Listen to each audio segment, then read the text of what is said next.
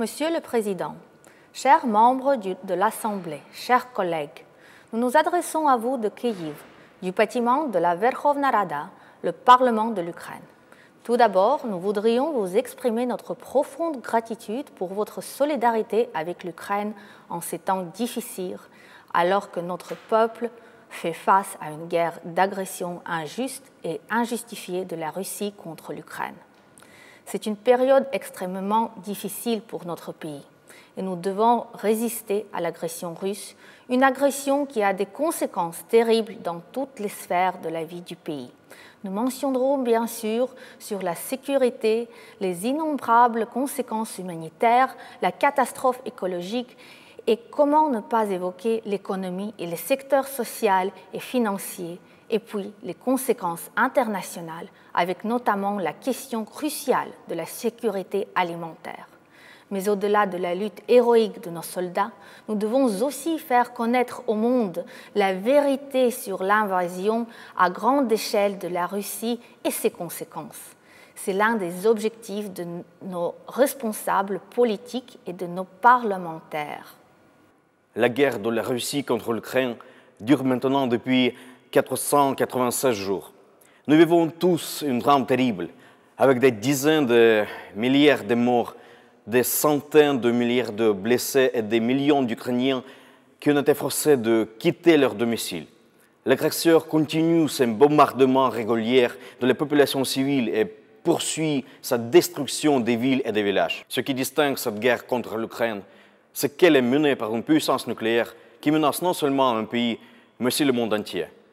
Le monde libre doit avoir sa propre réponse et ne peut se soumettre pas à un régime dictatorial. Soutenir l'Ukraine est devenu un signe d'appartenance à l'Assemblée des pays civilisés, qui voulait vivre en paix et son attache au respect des normes et des valeurs humaines universelles. Nous sommes persuadés que l'Ukraine gagnera cette guerre avec l'ensemble du monde libre. Nous apprécions à ce que tous les responsables centrent droit et justice. Nous croyons fermement à rétablissement d'une paix stable et durable.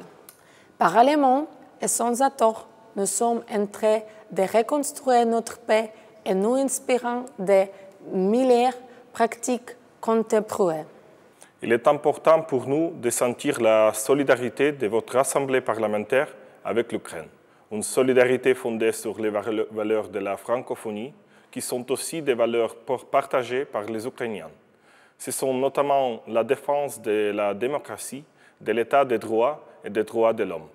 Aujourd'hui, malgré tout, l'Ukraine, comme les autres pays, vit selon l'agenda international et développe la diversité dans notre pays. Dans notre Parlement, de nombreux députés parlent français et l'utilisent lors d'événements internationaux.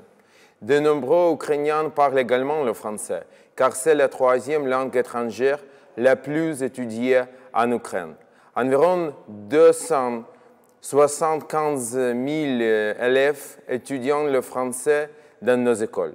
Environ 39 000 étudiants spécialisés dans le domaine du français ou étudiants d'autres spécialités ont choisi le français pour poursuivre leurs études dans les établissements d'enseignement supérieur. N'oublions pas non plus que l'Ukraine a depuis longtemps accueilli des étudiants francophones dans ses universités, principalement en provenance d'Afrique du Nord, d'Afrique centrale ou du Vietnam. Il est temps de raffermir ces liens et de développer avec l'espace francophone et son assemblée parlementaire. Nous soutenons les domaines prioritaires des activités de l'Assemblée.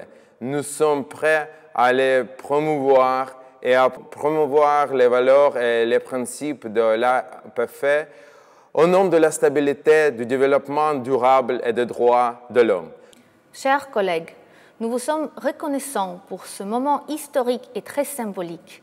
Nous sommes reconnaissants à vos parlements d'être avec nous en ces moments difficiles.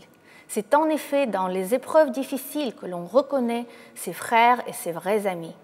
Nous sommes tous particulièrement reconnaissants aux représentants du Parlement de la Fédération Wallonie-Bruxelles qui préside la section Europe, de nous avoir accueillis comme invités spéciaux à la réunion des présidents d'assemblée de la section Europe et de nous avoir accompagnés dans nos démarches. Aujourd'hui, au nom de la Verkhovna Rada d'Ukraine, nous vous confirmons le souhait du Parlement ukrainien de rejoindre l'Assemblée parlementaire de la francophonie en tant qu'observateur et vous remercions pour votre accueil au sein de cet espace francophone qui nous est si cher et que nous espérons aussi enrichir avec notre participation. Slava Ukraini, vive la francophonie!